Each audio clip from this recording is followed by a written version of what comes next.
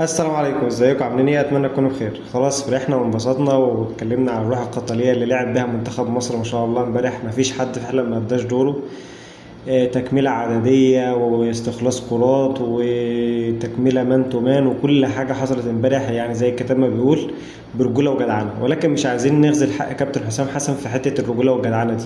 كابتن حسام حسن غلط غلطه الشوط الاول وصلحها في الشوط الثاني، ودي كانت من اهم الاسباب لعودتك في الماتش.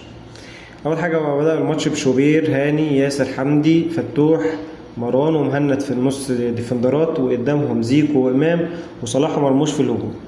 طبعا هو كان اعتماده الكلي على ان زيكو وامام بيكملوا في الهجوم وكل حاجه، ولكن لو حصل هجمه مرتده علينا ولا اي حاجه بيرجع امام يغطي مع فتوح ورا، ويرجع زيكو يغطي مع هاني ورا. وطبعا صلاح ومرموش في الضغط العالي من قدام على الباكات وعلى حارس المرمى.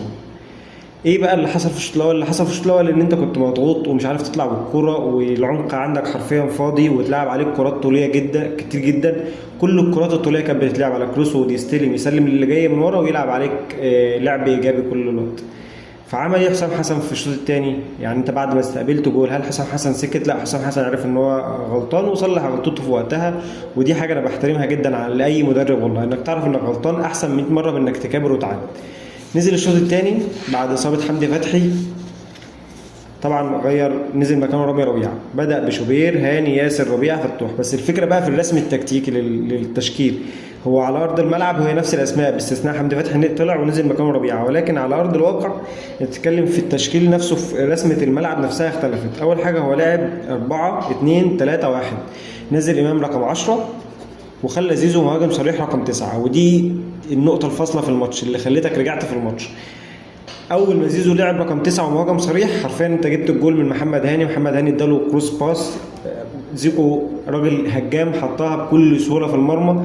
لان انت فعلا تفتقد للحته دي، مش عايزين نتكلم فيها كتير، انك تفتقد لمهاجم رقم 9 صريح، مهاجم هجام زي ما بيكون مثلا مصطفى محمد او حمزه عبد الكريم اللي نزل برضه عمل دور عالي جدا، اذا كان في الضغط او استخلاص الكرات او ان هو يعمل بس ازعاج في المنطقه دي للسرد باكات والحارس. الفكره انك ما تخليش الفرقه اللي قصادك تطلع بالكره بسهوله. يعني زيكو اول ما نزل في المنطقه دي حرفيا قرفهم في عيشتهم، كان مزعج جدا في المنطقه دي. وحتى لما طلع ونزل مكانه حمزه عبد الكريم، برضه حمزه كان مزعج جدا في الحته دي وعمل الدور اللي عليه وزياده. فده اللي احنا بنتكلم فيه. كابتن حسام حسن اول ما نزل امام عاشور في نص الملعب، حرفيا امام عاشور لعب الملعب كله، جرى الملعب كله، مفيش حد ما بقاش عارف يستلم. امام عاشور بيستلم ويسلم ويعمل كل حاجه بسهوله وبساطه.